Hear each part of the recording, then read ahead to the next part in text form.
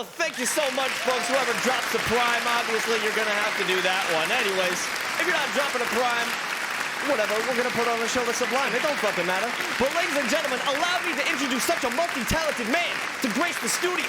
He's a commentator, a content creator, a guide maker as well, a fucking comedian, and he hosts a podcast as well. Ladies and gentlemen, give it up for Trooper! Yo! What's good, everybody? I was expecting to hear like an applause soundbite, but yeah, I it's still gonna be here. I know everybody is like, who the hell is this guy? I am a little bit as well. And that's what the interview is all about, Troopers, to find out who the hell is this guy. I appreciate you for having me on, man. Thank you so much. Of course, no, thank you. And this is going to be the second out of the 10 thank yous I'm going to give you tonight for joining on the show because I'm that thankful and desperate for guests. Well, just let me know as long as my mic sounds good and everything, we'll be fine. I try to hide my mic because I got the first version of the Quadcast and you can't turn the light off. So I'm like, if I'm making non-gaming related content, I'm trying to be like, like move it out of frame and stuff. It's just like too much, you know? Why? It's too gamer? Yeah, a little too, I don't know. Yeah, a little too sweat. Ah, okay, yeah. You don't want to watch a video and kind of just feel like you're gonna smell at the end of it. And if anything is gonna represent that, it's gonna be a HyperX mic, I guess. Look, after every editing session, I pretty much smell already, so it's all good. Okay, well, good thing this is a virtual meetup. Thank God. I mean, technology's almost there. Maybe one day. We'll get the smell-o-vision. Yeah, exactly. So I always like to ask people as they get onto the show, how did you get your name? How did you come to Trooper? So actually, I remember I never like everybody has those like the alias or the username or the screen name, whatever they go with, like way back when. It's always really embarrassing. I never had Trooper as any of them. I always had some really cringy shit like some like Razor Scooter 316, some shit. I don't know, whatever it was. But I ended up sitting at lunch one day in freshman year of high school, and I just a friend of mine. I don't even remember the context of the conversation. He was just like, "Man, you're a trooper." I was like, "Oh, that's a good gamer tag." I swear to God, that's where it came from. Just like, oh, all right, I guess I'll go with that. So my gamer tag is basically for my entire life, my alias has just been that number 3 NPC that gets killed in the beginning of a campaign, you know, just random trooper. They credit you at the end of the movie as exactly. Just like an extra. I play an important role. Like, was that was that a character? Was that a person? I don't know what the fuck. That's exactly. That I could attest to that. It's kind of like when you do push-ups for the army recruiters by the lunchroom and they just say you could be a soldier, and then you walk away with that for the rest of your life. Yeah, but then when they say that, I'm like, I don't want to do that at all. So I'm like, oh, actually, I can't. I don't think I can do any more push-ups. But no, that's the funny part. Actually, you mentioned that because I've had people that over the years, it's happened a lot, like on Xbox Live, multiple times. People have said, "Hey, man, I just wanted to say thank you for your service." I'm like, oh, I'm not trying to steal anybody's. I'm not trying to do that. Be that guy.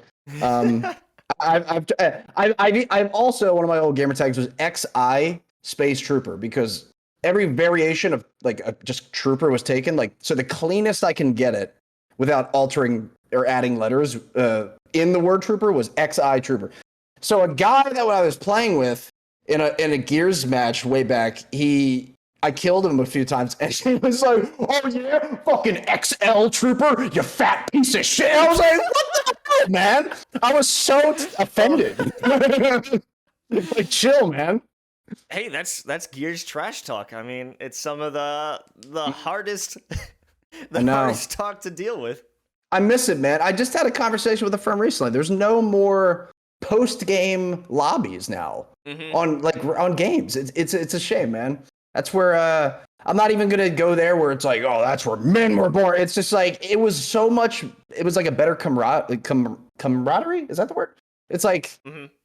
you made friends. You were like, hey, let's squad up. Blah blah blah. There's like I'm playing Halo Infinite. There's like a 4-second window post game where people are like, hey, you want to squad up? And it's just like goes blank. Like, so either way though, I've been happy with my name. I've seen people rebrand here or there, but I'm like, you know what? I'll stick with what I got. I'm happy with it. You know, when you first mentioned like the thank you for your service, I thought you were gonna say people have tried to recruit you into the military over Xbox. I was like, holy shit, they are really desperate out there. You know, it's funny. I don't know if anybody in chat has ever been inside of like like an armory or anything, any type of like military base or anything like that. Because when I was like late teens, I remember right out of high school, I was looking for a job in IT, and one of the local like the Navy, I forget what I think it was for the Army, I actually believe U.S. Army. There was a base nearby. I went there for a job interview, and I was like, oh, this will be cool. Like just doing IT, this will be all right. The thing is, like, you have to do most of what they do, at least like go through, like, even though you're not going into like actual basic training or anything, like probably everything short of basic training they make you do, like the interview process, everything. Like, I'll never forget when the the recruiter sits down and he tries to butter you up. He tried to get all buddy just to pull the rug out from under you. Let me explain. He would sit down in like the 5th or 6th question. He'd be like, "Do you smoke weed?" Like trying to be like, "Come on, man, you know you do, you know you like it." And I was like, at the time, I'm like, "Nah, I swear, I'm totally sober." He's like, "Oh, sure." I mean, you look like you know, and I'm like, kind of offensive, but no, not at all. You got the weeder look. Yeah, right. At the time, but I guess maybe I was like, I'll show him, and then I just turned into a massive stoner. Yeah, take that, U.S. Right. I've got the headline now. Trooper almost gets drafted. Yeah, right. Oh God, please no. I'm too tall. They'll spot me from a mile away. Yeah, you would just be bait for snipers, to be honest. For real. How tall are you? I've seen you in posts throughout your history that you flex on being tall. How tall are we talking? 6'5". 6'5". That's yeah. Yeah, it's a lanky ass 6'5", let me tell you. That's a sizable number. Yeah, I mean, I got it all from my grandfather. He was 6'8" at his tallest, so that's where I got it from. I'm the tallest one in my family on my mom and my dad's side. Like, so, and my family's not short, but I'm over towering by like a few inches, which is great because I was such a runt when I was a kid. So it all happened in like a summer. I was like between like freshman and sophomore year. I remember I came back, my like sweater was like, I could barely like put my arms down. And this kid just like looks at me when we're like getting our assigned seats, and he's like, when the fuck did you get so tall? And then it hit me. I'm like, oh, all right, cool. And I'm like walking with my, my back straight from now on, not slouching as much. Let me fix my posture real quick. I've been told before I have good posture. I've been told that multiple times, and I take that to the bank. Yeah, when I do this show, I can't go into my regular chair because the mesh is weird with the green screen. So I have a folding chair, all reliable for any gamer before the fucking, Oh damn. Before one of those nice, comfy ones.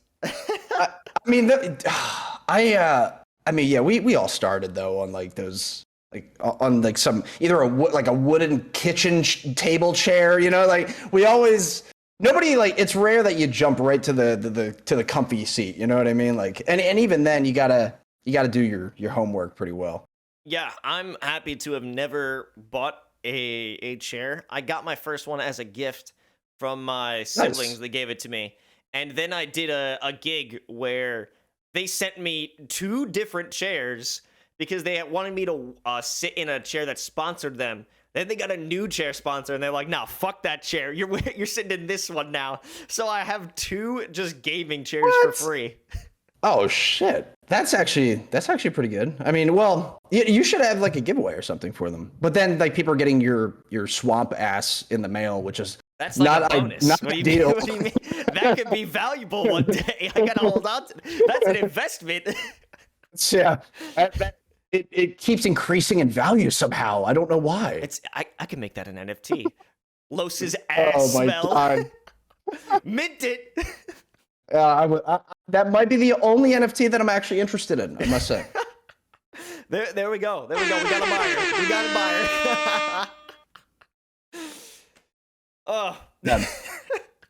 This is great though. Oh man. I'm interested. You also had Super Trooper TV as one of your names in the past. How did you come to that? Yeah. Well, it was more of just this was back in during the time was like YouTube URLs, like having a custom URL was like pretty important. They're still a thing now, but they're not as like important because YouTube search, like you can pretty much find any channel you're looking for if you know the name of it. But I remember I couldn't make it like Trooper or what the one I wanted, so I was like Super Trooper. Surprisingly, was not taken. Like even the movie Super, like I couldn't believe like YouTube.com/Super Trooper was not taken. So I hopped on that, and then I just kind of I ended up buying a domain, a .tv that went to my YouTube, and then yeah, I just had like a whole thing, but a lot of it's like it's like that pre-planning. Like I know I get that analysis paralysis with content. Bruh. I'll do too much pre-planning when it's like you just got to focus on the actual, the meat and potatoes of it. Mm-hmm. Yeah, something I always remembered was it doesn't have to be perfect. It has to be posted. Because unless it's I like that saying. Unless it's like a steaming pile of crap, I'm, Right. Like if I can watch it and not think this is horrible, it should probably go up. If you have any experience, if you're not new to making videos, it's not going to be terrible. It's gonna be great, or it's gonna be a good video to somebody. You have that intuition as long as you actually put the time in and get that experience. Exactly. So, I mean, you've been making content for a long time. Talk to me about your first entrance into the scene. I believe it was with the first Gears of War. Yeah. Yeah. Surprisingly, my hair isn't fully gray yet. I don't know how, but when I heard that, I was like, wow, this guy looks pretty good for being very old. Yeah, right. I mean, my eyesight's going, but that's about it. Hopefully back problems don't start soon. You got the posture, so. True. August 2007 is when I started uploading to YouTube. It was two years after YouTube was a thing. And then I got the inspiration from finding Gears of War montages on YouTube from just old legend names, and then I was like really wanted to make that, so I started like with a full like video camera setup, sitting on a stool aimed at the TV. Oh. And then after about a week of that, I'm like, yeah, I need to do a little more research here. So I looked into the capture card thing. I got a Dazzle Video Creator Platinum. If you know, you know. The software I was using to edit didn't even have a fast forward. Had to like fade to black and then fade back in. It was it was a challenge, but we did it. It was for the love of the game. So. What software were you using? Well. Oh, the software was like that came with it, with the Dazzle like capture card. That's bugging me now that I don't remember what it is, like the actual name of it. But it was like, hey, pay for it, you get all these other features. But at the time, it's like you're not even thinking about that. You're like, I'll just do whatever.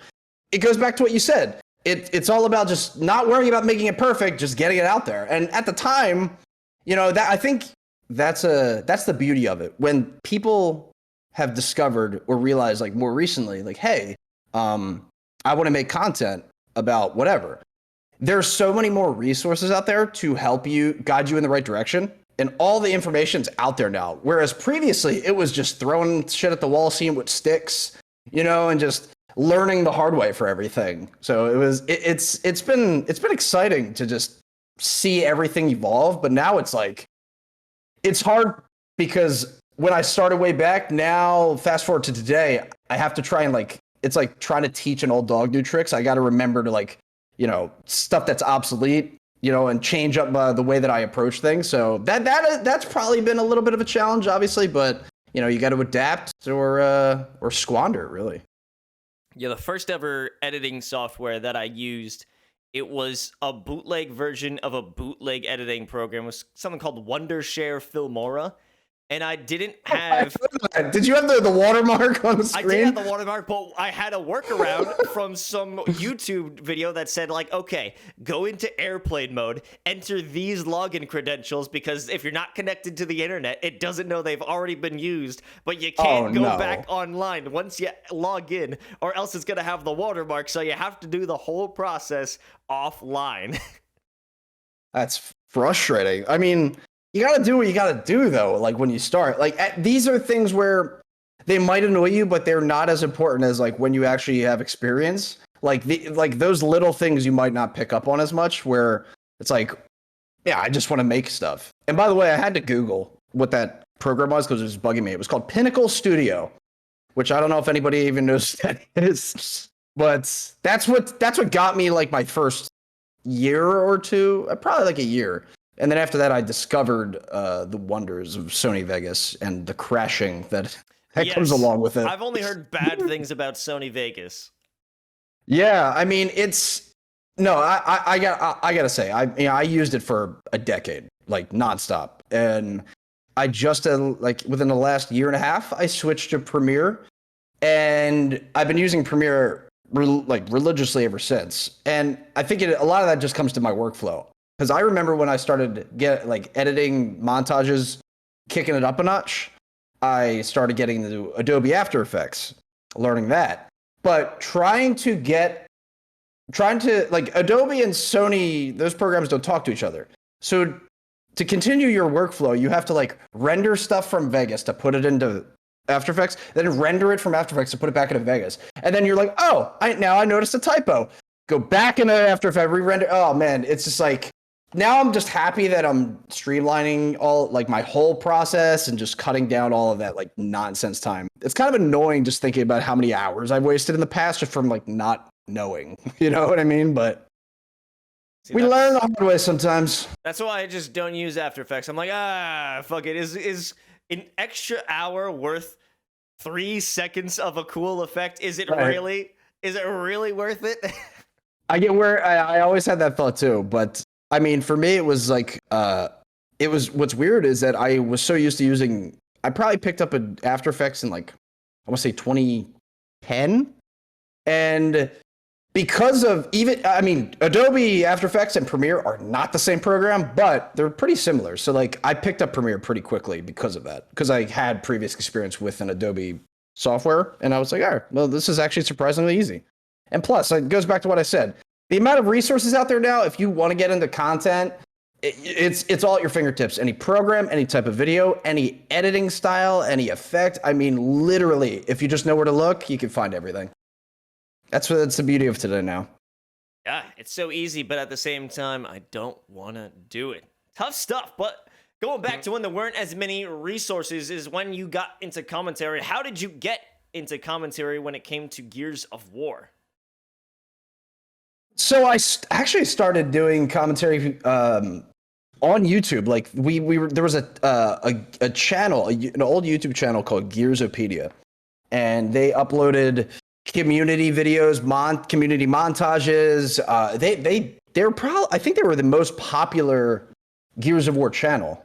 They were up there with like the top names at the time, and I remember collaborating with them. And then I did about, I want to say like 7 to 10 episodes of like the inaugural Top Plays series that they did. And I did the commentary for that, which was a blast. And it started really from there. And then it kind of evolved into when the competitive side of Gears like really started coming out, like beyond, like around Gears 3 is when I started noticing that side of things. And ended up going to a couple LAN events and really enjoying the atmosphere there. And then I was involved in the community enough and kind of like with what I did to where I remember they had their big Gears major for Gears of War 4 in Dallas in 2017.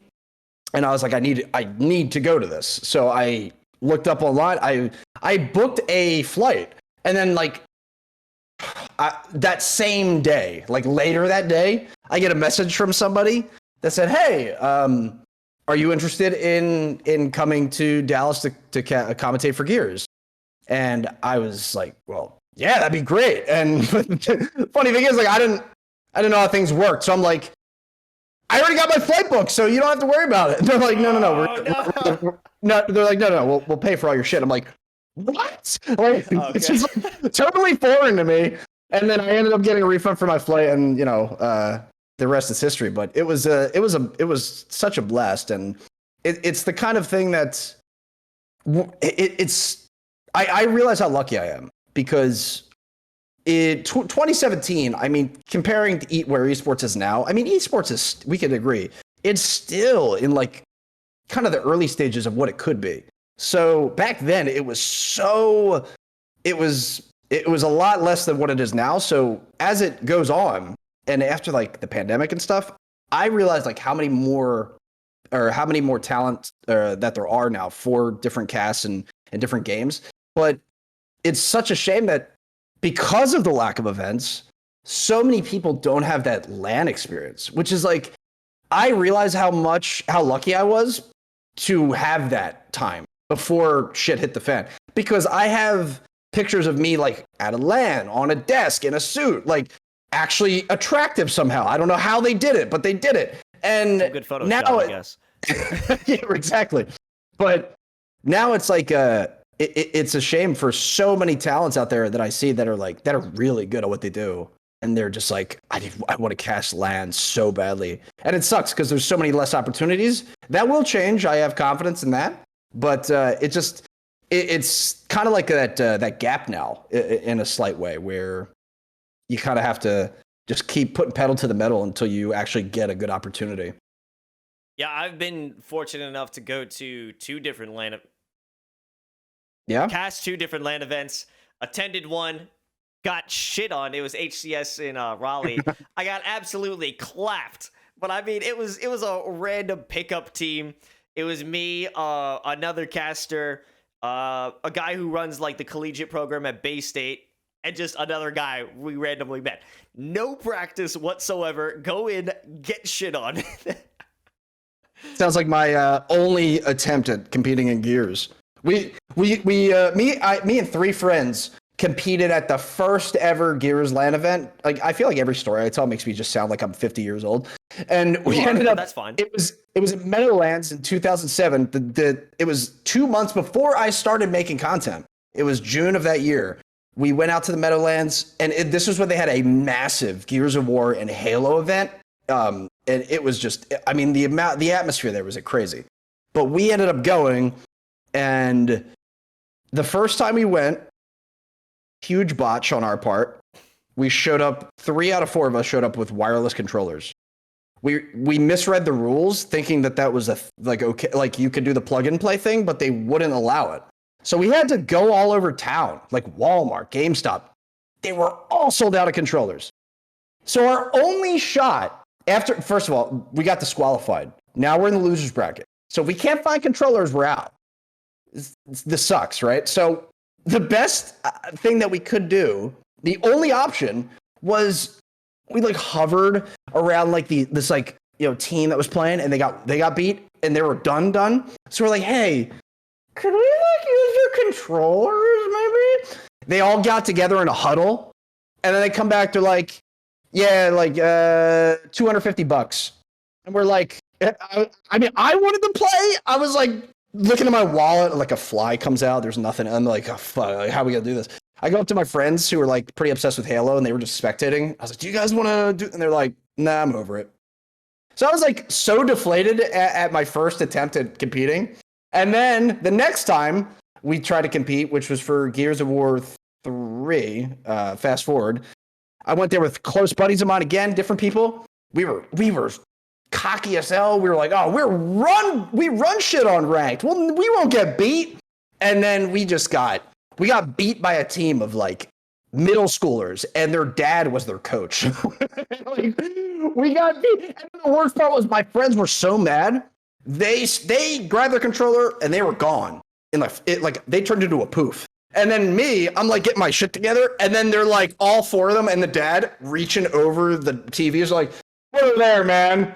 And I'm like, I was so miserable, man. But it's like, I'll just never forget. For anybody that's out there and you like want to compete, it's like, at least for me,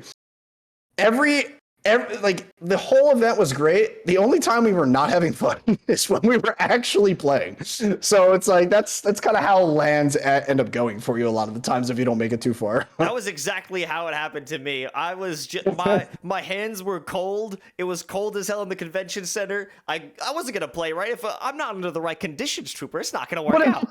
The free Rockstar table you could have hit up, man. I mean, what? I'm gonna be zooted up with caffeine and my hands are cold. Nothing's gonna work well, and I got shit on. And I'm a very easygoing guy. They were talking trash right to my face. I was like, "Oh, come on, guys! I'm just here to have fun." Yeah. Oh shucks. Like, that was basically it. I was like, damn. Water. They smell blood. Yeah. Dude, I'm actually upset that we didn't meet up at all in Raleigh because I was there at the same event too. Well, but if you were know who you were, probably so I think that would have been the main factor on that one. I literally I think we found out about each other on Twitter probably the week after that event, which is kind of funny. But either way, it's like you sounded like you would have been in shambles anyway, so maybe it wouldn't have been the best time. I was killing it on the floor. In game, I was trash. Right. That's what I'm saying. Every moment other than when you were actually in game, you were having fun. Other than that, it was just stress. Yeah, the lands are great. You're meeting people, just watching games on the main stage. It's awesome. But when I have to do things myself and my pride is on the line and I know it's going to fail, that is when it really is terrible. I know. I mean, I had back on the Gears lands, there would be certain Gears YouTubers that would show up and compete, and there'd be people standing behind them when they get killed, and they're like, "I'm unsubscribing." I'm like, "Oh, dude, this is great!" You got these guys talking crappy, and then you got people behind you talking shit. It's like, man, you can't win when you have that kind of notoriety sometimes. Yeah, that's a rip. That's a rip in the chest. So you competed and you kind of got into the scene around. More toward Gears 3 in terms of commentating, but when it came to Gears 2, did you ever find the fun?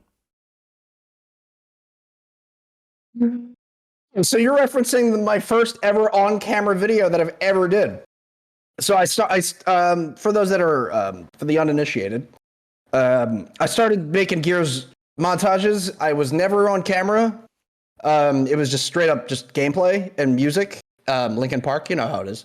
And then for Gears 2, I remember, I was so upset with the online, when it first launched. I think they had 6 updates in the span of 5 weeks to try and fix the game. Because at launch it just wasn't working properly. Sounds like a lot of games today. Anyway, I ended up, yeah, I remember thinking how frustrated I was that it was so different than the original game that I was so mad. I just turned my webcam on and I ranted for 9.5 minutes. And the beginning of a 9.5 minute rant, I'm like, oh, this will be a quick video. 9.5 minutes later, I'm still screaming.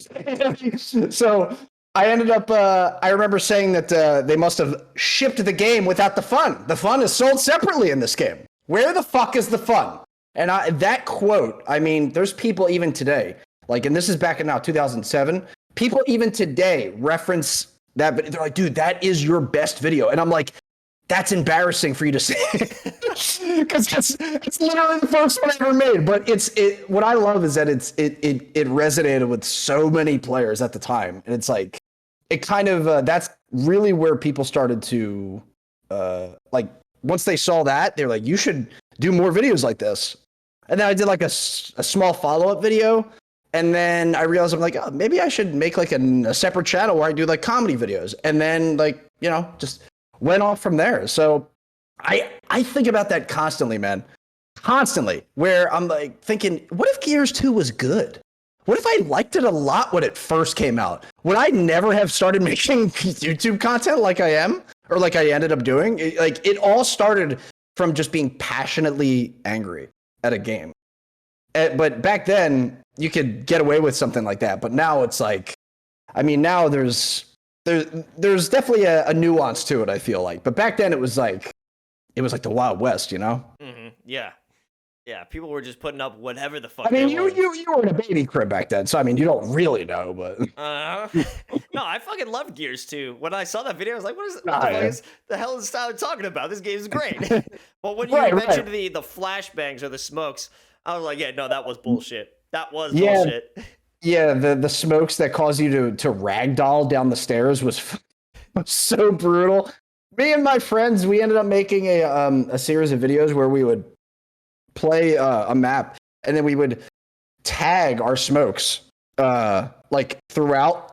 Like you could tag them anywhere on the wall, on the ground. We would just tag them on like in a path, like breadcrumbs out of the spawn. So our enemies would spawn and then like run 5 feet, get blasted to the ground. 10 seconds later, they finally get up, run 5 more feet, blasted to the ground. We're just crying, laughing. They do it like 4 times in a row. That was probably the funniest part with those grenades. I'm like, all right, well, at least I learned how to find some fun in them. So I ended up finding it after all that time. I mean, $70 game, you have to get it, right? That's true. Did you actually make a controller? I did. Yeah, the only time that's ever happened in my life. And I say that, which is funny because fast forward to like just last year when I started, little sidebar, but when I started speedrunning Super Mario 64, because that was like a huge nostalgia trip for me.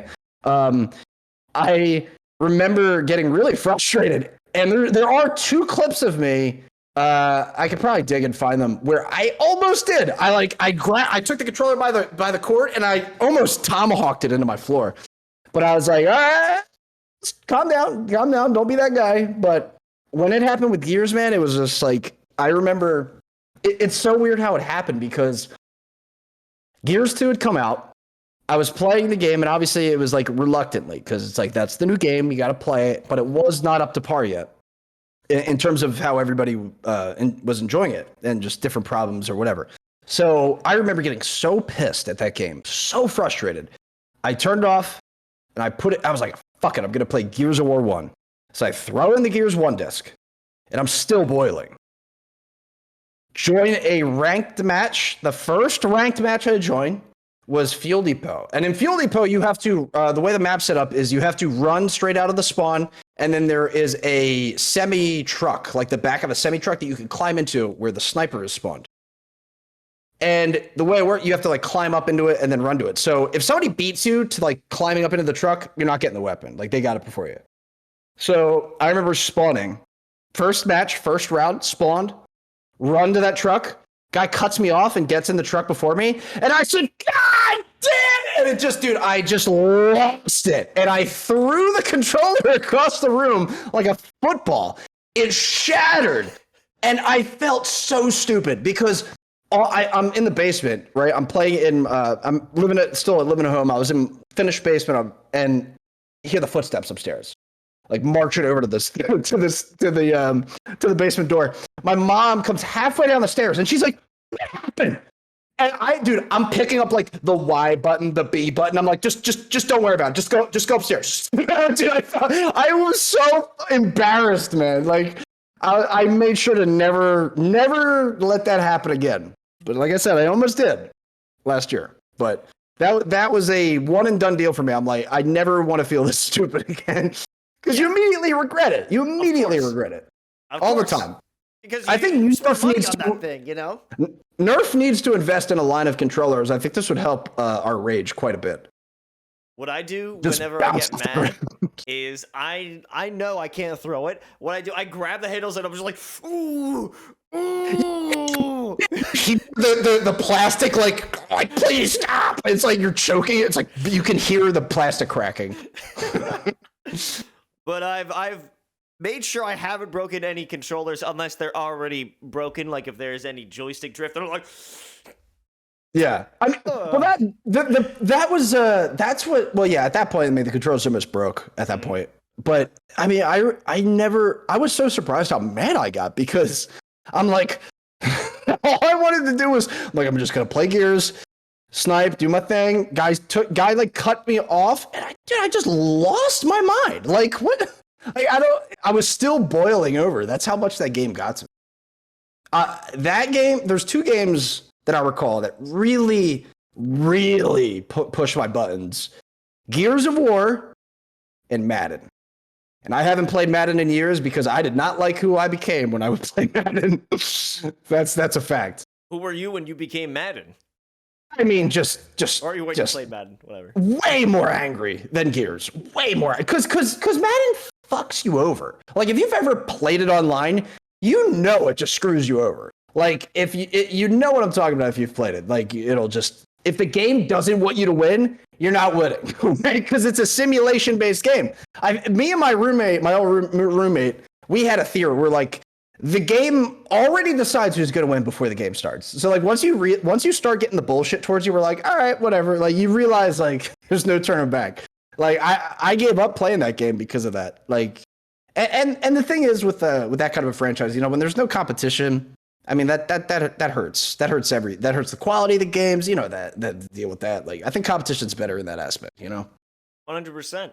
And yeah, I mean, you got pretty mad with that controller. Almost as mad as when you had an interaction with the annoying orange. Can you tell me about that? Yeah, sure. So I remember thinking, like, seeing... So, old YouTube channel, The Annoying Orange, was like one of the most popular channels way back when I was making around like when I think it was like Gears 2, Gears 3 when I made this video. And I went to the supermarket and I bought 2 oranges to film this video because I was like, I know I'm going to smash it in the video, so I need to buy a backup just in case. So I got 2 oranges and I only needed to do 1 take, which was cool. Didn't waste much food. And then I just had like a static shot of the orange, and then I did all of the talking, like looking right at the webcam, and then I'd mask out my mouth and put it in my eyes and put it on the orange, and then I was arguing with myself. Basically, it was great. I mean, that video I enjoyed a lot because I mean, even now that video still, that's like one of my last like old videos that are still like online. I privated a lot of my older shit because I like went through it all and I was like trying to restructure my channel and I'm like, well, this doesn't really work. This doesn't really work. So there are a few older sketches that are still up, but yeah, that one was a classic. I don't think I ever got any feedback from the guy that ran The Annoying Orange, which kind of upset me a little bit. Wait, so you did all that by yourself? I thought you worked with The Annoying Orange for that one. No. I mimicked the voice. I did everything myself, absolutely. Because I don't think also, if I was collaborating with him, I don't think he would have let me murder the orange. Like, I did everything. I took the same font. I took the same background music. When I do any sort of parody, I am really fixated on attention to detail. That's something I really look into when I try to like parody anything. I always try to make sure it's like super accurate as much as I can make it. So that's what that was. I mean, you did a great job because I was sure fooled on that one. I thought, wow, that's so cool. He worked with The Annoying Orange. I know, and you would think so too, because the video has like what 300,000 views or something like that. Like, so you would think like, oh, this is probably an actual Annoying Orange video, but no, it's not. That's dope. But I guess deleting those videos or privating it, was that kind of moving away from It's the Wave TV? Yeah, a lot of that was. Like, I went through, well, most of that content was very relevant to the time because I talked a lot about recent events and stuff. So once I went back to the channel after a long time, I actually had this idea recently. It was like a year or 2 ago when I started thinking about, well, I've been racking my brain about like what to like things to upload on like TikTok or whatever. But I'm like, I have a backlog of 10 years of videos. Why don't I go through them, take clips or take highlight and like, share them? But the problem was I went through most of them and I'm like, they're not like really my humor. It was like very, juvenile shit. And I'm like, it's like not really what I'm going for now. So it wouldn't have made sense to keep it out there in the ether, But and I had this thought in me because trust me, for me, I mean, it was always just try like any idea that I had, like comedy, sketch, funny video, whatever. I always tried to like put my all into it, but it in turn left me with like a variety, like a crazy variety of like different types of videos, which can be hard for a channel to succeed with that. if it's not like very niche.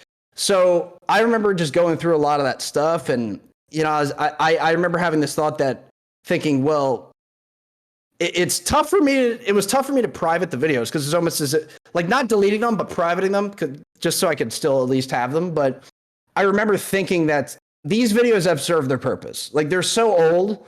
No one's finding or watching these videos aside from a random person that might be stumbling upon them, going on a nostalgia trip, maybe something like you who was doing the deep dive. Like I realized I'm like, these aren't like actually relevant to anything. So I was more comfortable with kind of parting with them in a way to bring on new beginnings, which still in standby mode for, by the way.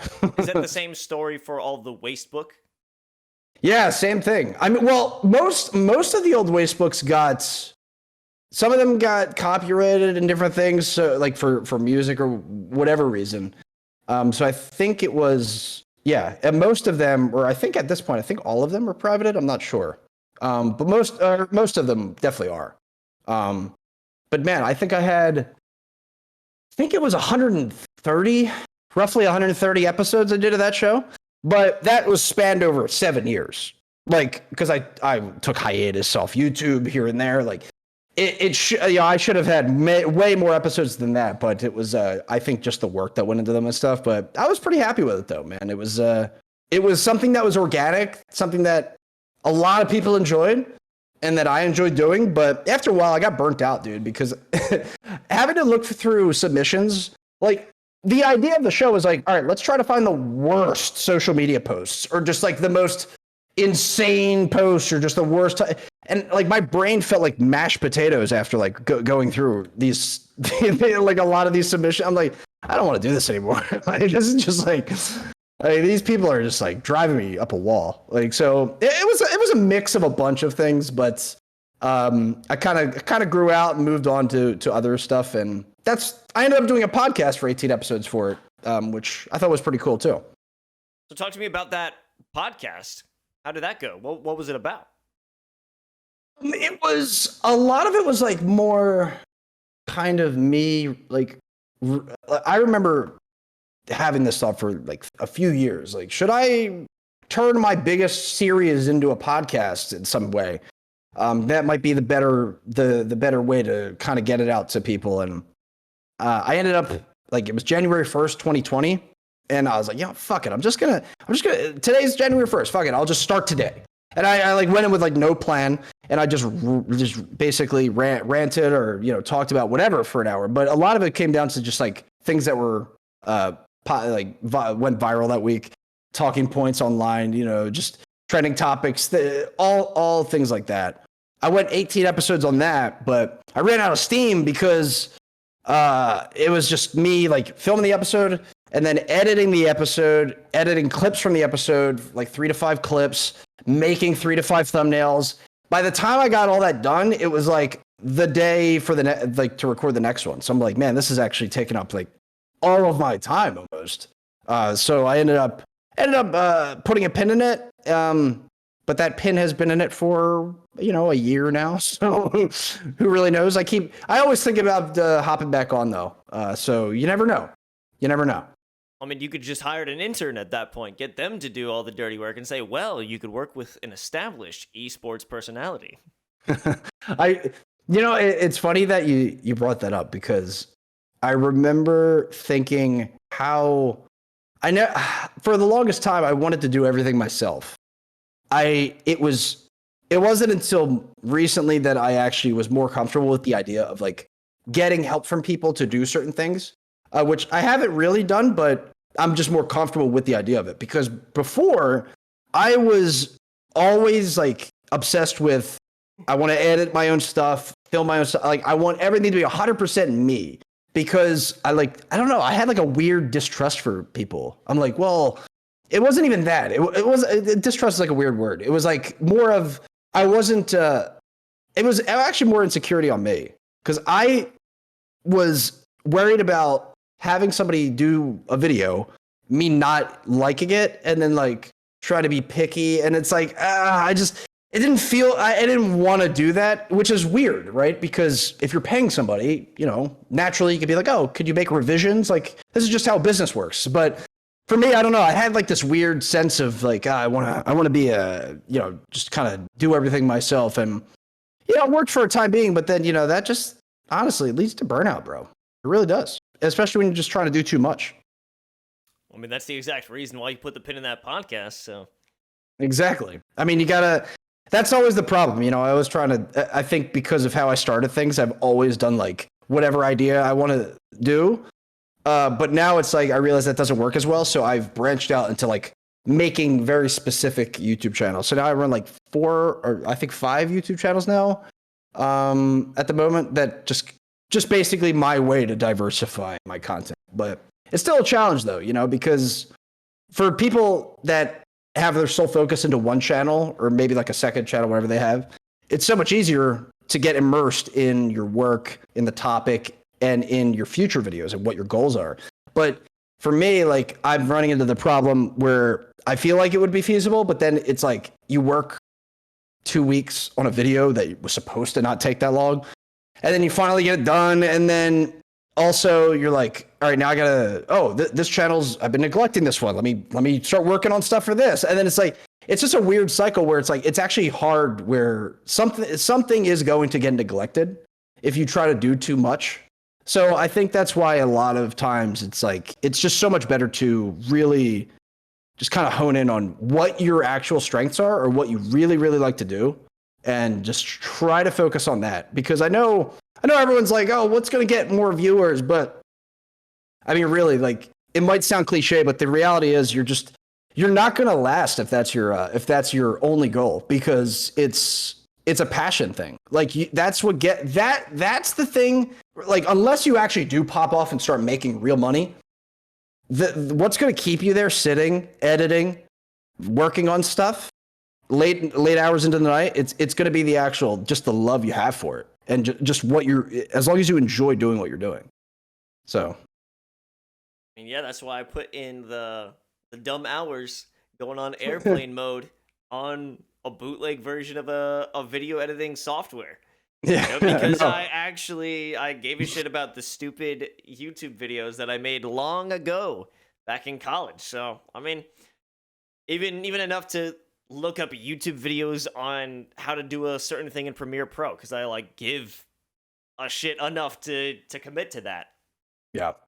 I mean, it's so funny to think that way back, like editing Gears montages and stuff, a lot of that was just trial and error. Like, I mean, I don't really remember what kind of tutorials or whatever there were back then, but man, I mean, now there's like 8 different channels that have like 4-hour in-depth tutorials of like every software you could possibly. There's so many different variations out there that can get you like exactly where you need to be. So, I mean, it's all about, you just got to do the work, man. It's as simple as that. Wow. Wise words here from Trooper. Do the work. All right, Trooper. Well, we didn't talk about half the things I wanted to talk about. What we got to get the fun activity I planned here for us tonight. So in one of your channels, it's speed runs and you doing speed run. You also gave some information on how to make your speed runs look a little better. Also, on some of your other channels, you do interesting Mario edits. I have noticed just putting the Mario hat and mustache. Can we just talk about that? Why? Why do you do that? Those are reaction clips that I run on my stream. So like when I play the game, there are certain reaction clips that I have on my stream deck that I hit, and then it'll play like that movie clip or whatever that reference is. But like if it's like a rage or whatever, and then I did an After Effects. I would just take whatever movie clip and then edit the Mario hat and mustache and nose, and then motion track it, and then it would work out pretty well. But I ended up thinking, I'm like, oh, you know, I'm going to upload these to YouTube. Fuck it. You know, like there's a lot of random videos, like small, quick meme videos like this on YouTube. I was like, why not? So I just started uploading them there too. And it's funny because the biggest video on that channel, I remember thinking, this is before I uploaded anything. I had started the channel and I was working on videos, and I saw a video go viral of Mario and Sonic dancing to Michael Jackson at a birthday party. And it was like an 8-second clip. And I'm like, this is, I was laughing so hard. I'm like, dude, this is actually. I was like, I'm gonna just upload this clip to my channel. Why not? It has 250,000 views now. But you know what? I'm not a fan of doing that. I don't advise doing that consistently, depending on what your channel is. Like that's the only video I have that isn't solely mine. But that because like taking other people's content, re-uploading them, whatever. I'm not like a huge fan of that. But the thing is, the person that actually made the video reached out and they were like, "Hey, so happy you re-uploaded this. I'm glad people love it." Like they were cool with it because it was just like a family. Like they were just people. But she directed me to her channel, which I linked in the description of that video, and there was like a dozen other clips of them dancing. I'm like, oh, this is amazing.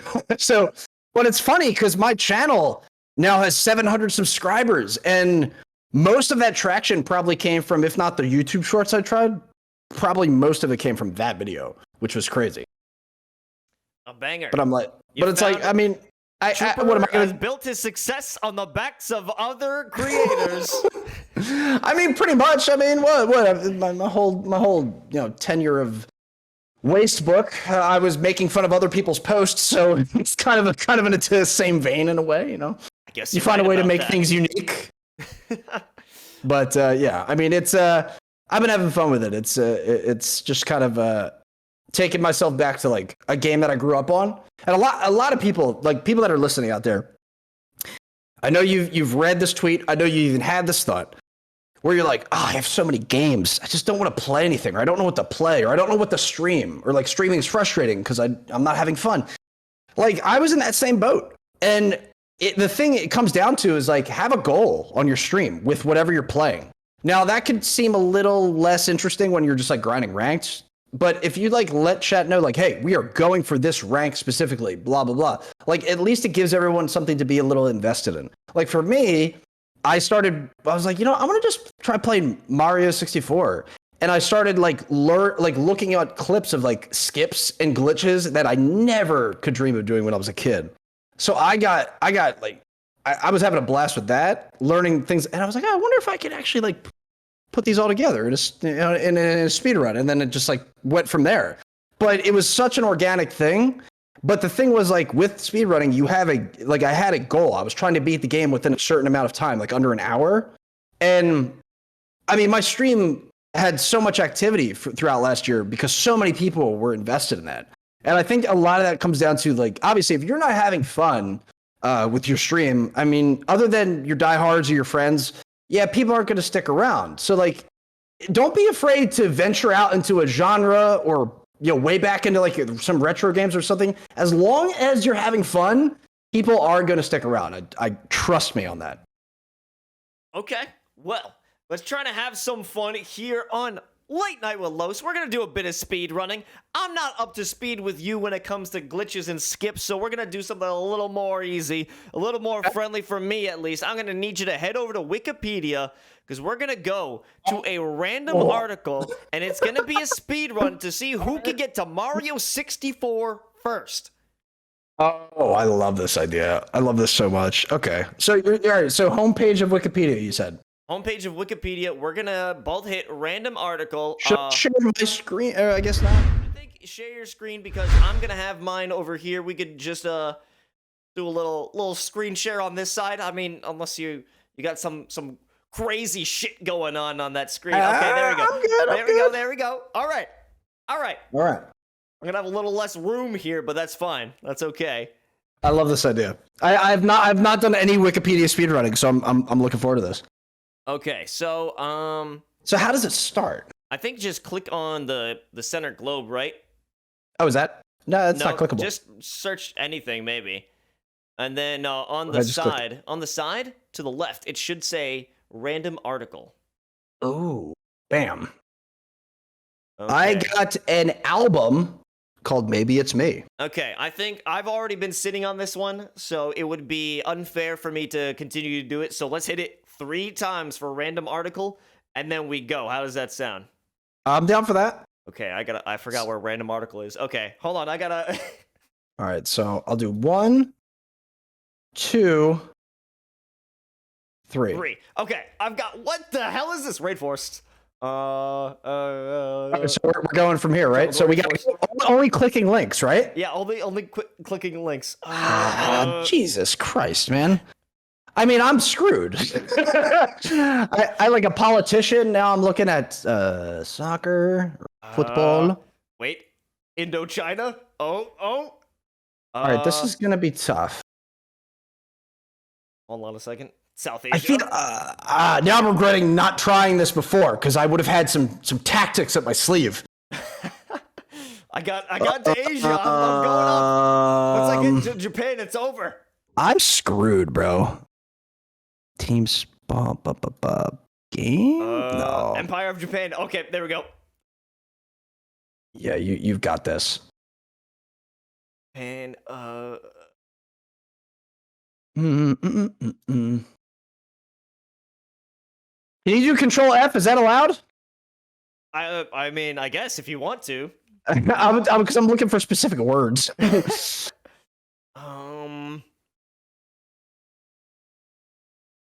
All right.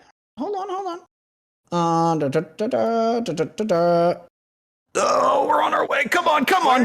Where is gaming under media? Damn it. Where the? Damn it. Why is this so hard? I'm just gonna. Nope, Nintendo isn't on my page. Fuck. Me either, man. Oh wait. Hey, we're on our way. Okay, I'm on Super Mario Brothers. Motherfucker. Boom, Super Mario 64. Yes! Time. Got it. Okay. We gotta try it one more time. Oh, that was harder than I thought it was gonna be. I got to Japan. I don't know how I fumbled the bag so badly. So I was under soccer, and I realized I'm like, game. So I went through game, found it, video game, Nintendo, Mario, Super Mario. Okay, shit. All right. That's how it worked for me. All right. Let's run it back. 3 random articles. That was challenging. I'll be honest. I mean, after I got the rhythm, it was cool, but at first I was kind of freaking out. You got to Japan so fast, I got scared. I choked. Okay. 1, 2, 3. Do 3 more random articles? Yeah. Do that again? Okay. 1, 2, 3. All right. So what are we looking for now? It's gonna be Donkey Kong Country Tropical Freeze. What system is that for? That's for the Switch. Oh, all right. Got it. All right, let's go. Starting on a old white guy who is a United States secretary. Not a good start. All right, I started on a fossil. I got to Asia. I'm getting back to Japan. You're not fucking me this time. All right. So.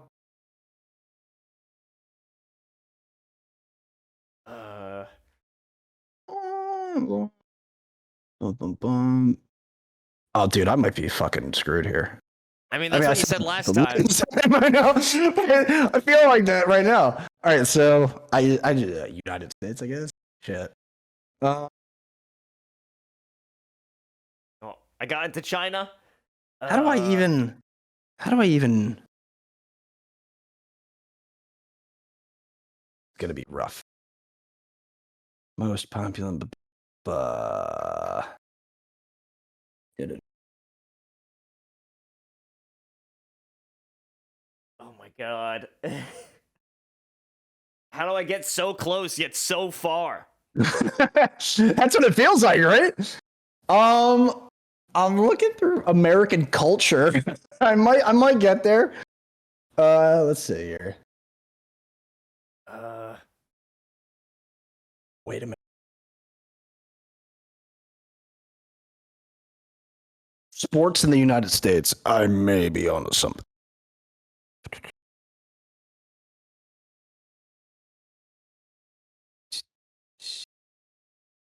Fuck, this is actually frustrating. No, wait. I think I'm on to something here. I'm looking at television. I just opened a map. That didn't do anything. I'm currently looking at television. I'm not doing as much Control F. I feel like that might be kind of too easy. I think so. So I had to back off, and I had to go to World War II to get back to Japan, and now I might be able to find what I'm looking for. You might be on the way. Services and tourism, maybe. Ah,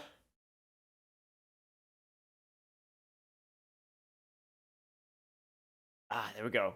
It's done Check now. references. How about that? No, that won't help. Damn it! I got the video game consoles. You're fucked. You're gonna beat me, man. VCR. I'm under VCR. That's from my time. Shit. Phillips, Mass. Wait.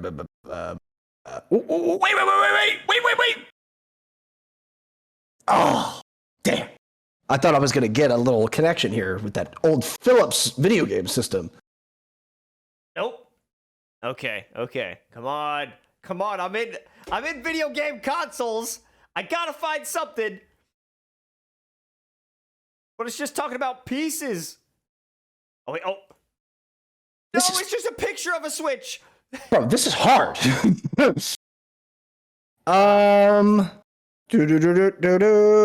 do I?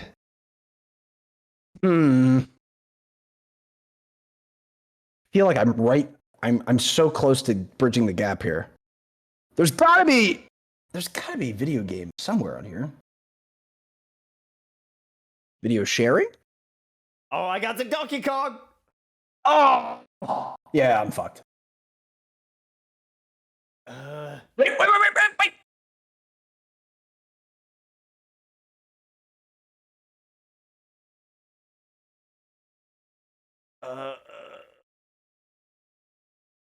All right, I got it. Dude, I was on Microsoft. I could have got there, man. Yes. I was about to. I click on Xbox One, dude. I was so close, dude. I could have made it here from there. All right, we got to do a tiebreaker now. Okay, you can choose what we search. You can choose what we search up. Oh, all right. I'm trying to think of something not too broad. Like I like your idea, like video games, not a console, because like you wanna narrow it down. Let's go with. Trying to think here. Let's go with. I was gonna say The Rock, but he's too popular. He'll be on like every other page. What if I am a big Rock fan, so I think I would have an advantage on that one. Yeah, that's true. Why is that immediately accepted? Because you probably read his Wikipedia, you know all about him, you know the connections. I was like, wait, the eucalyptus tree. I know The Rock actually has one in his apartment. I'm close to thinking what honestly I'm trying to think of like an alternative wrestler. The Undertaker, maybe. Let's try to find the Wikipedia page for Stone Cold Steve Austin. Stone Cold Steve Austin, okay. Let me do random article 1, 2, 3. What the fuck is South Ann Street, Mill Street Historic District? Dude, I'm on a list of Mexican football teams, so I'm screwed already. All right, USA. I should be able to find Stone Cold from USA, right? Like, come on. The Texas Rattlesnake. I think I already got you, to be honest. I think you're What? done. How? How is that possible? I'm in Connecticut. You're done. Oh, jeez. All right. Yeah, you probably got it. I'm not gonna give up though. I don't know where it is though. I'm trying to.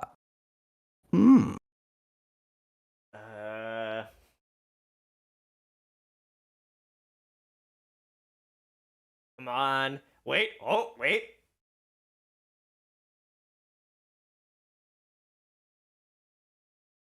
Professional sports teams. No, I don't care about the sports teams.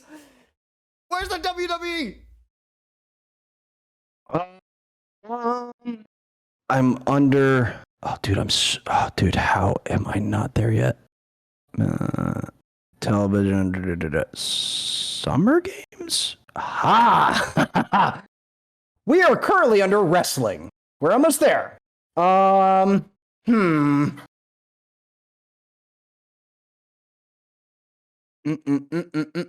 No, that's not it either.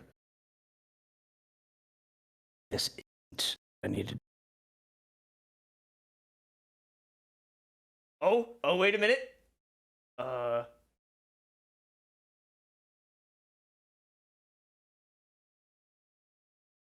Shit!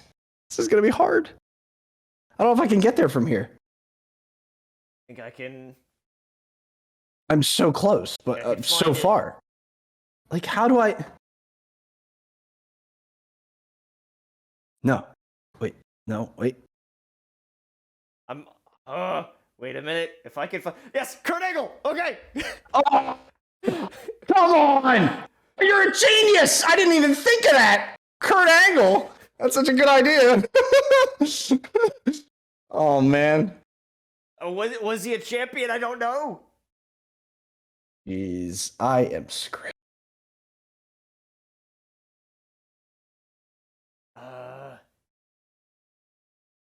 Fucking so close. But, okay, dude, yeah, this is painfully frustrating. You feel like you're so close, but so far. Okay, wait, maybe. Wait, nope. Oh, nope. John get all the hammer, blah blah blah blah blah. Okay. What? I'm on a YouTube video. No. I did not want that. I want back. Here we go. Yes. Come on! Come on! Was he a new generation? I don't know when he came in. Undertaker. Come on, the Undertaker's here. Stone Cold Steve Austin! I'm there! Fuck! Yes! Let's go, dude! Oh my god, that was so nerve-wracking. He was right below. He was in the Attitude Era. Yes! The Attitude Era. Fuck! Yo, that was so scary, dude. So here, let me tell you where I went. All right, I got to tell you this path. This is genius. I went from this from United States Soccer Federation to the United States to sports in the United States. Then I went to Olympic Games, and I'm like, all right, let's find wrestling. I was able to find wrestling at the Olympics. Then what I did was I found through the championships the name of one of the moves. I found under amateur wrestling pin.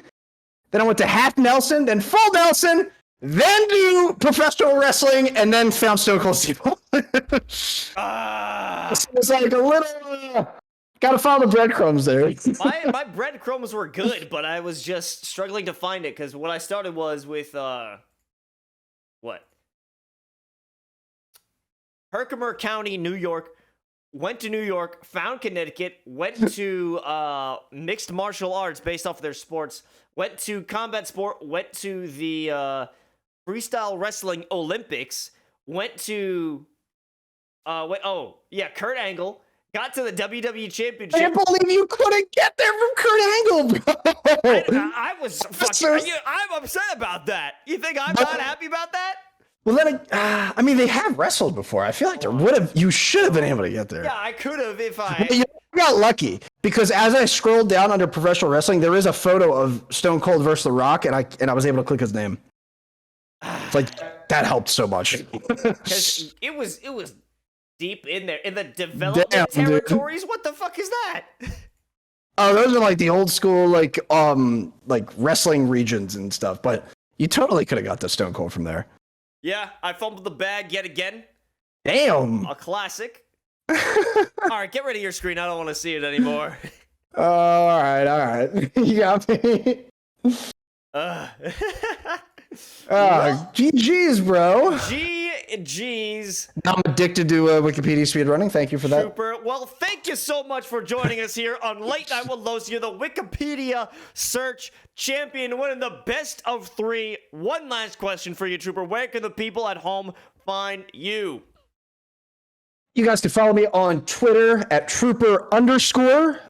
And then also check me out on YouTube. You could check out my channel with all my esports stuff at youtube.com/supertrooper. Or actually, I've been uploading a bunch of, I'm starting to upload some tutorial videos now to a new channel called Creator Keys. So feel free to check me out. Oh, and also want to drop a big shout out to Life is Not a Game podcast that I do with Veli, who is the desk host for CDL. You guys very much know him. And then also Aaron Ashley Simon, who is a co-owner of Xset and just a marvelous person to work with. The show that we've been doing is very, very good, and I'm excited to see who we're going to be getting on in the future. So tune in for that. Yeah, I'm always tuning in. I've come in, I got on the mic, I harassed you guys for a little bit, and that's how we started our friendship, Trooper. I think that's really how it blossomed, because you're like, oh, fuck, this dude started speaking in the podcast like 3 times. I guess I'll follow him. Shit. Yeah, on our Twitter Spaces, yeah, exactly. Which we're going to be doing another one tomorrow, I believe. So follow me on Twitter, trooper_, and you guys can join in for that.